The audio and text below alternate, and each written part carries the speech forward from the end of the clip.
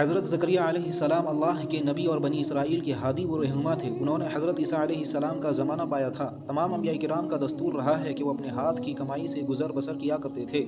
حضرت زکریا علیہ السلام نے بھی اپنے گزارے کے لیے نجاری کا پیشہ اختیار کر رکھا تھا۔ انہوں نے ہی حضرت عیسیٰ علیہ السلام کی والدہ محترمہ حضرت مریم علیہ السلام کی کفالت و تربیت فرمائی تھی۔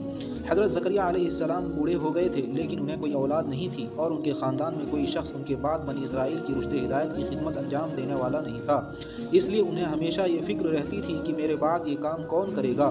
ایک مرتبہ حضرت مریم علیہ السلام کے پاس بے موسم کے پھل دیکھ کر پوچھا کہ مریم یہ کہاں سے آئے؟ تو انہوں نے کہا یہ اللہ تعالیٰ کی طرف سے ہے۔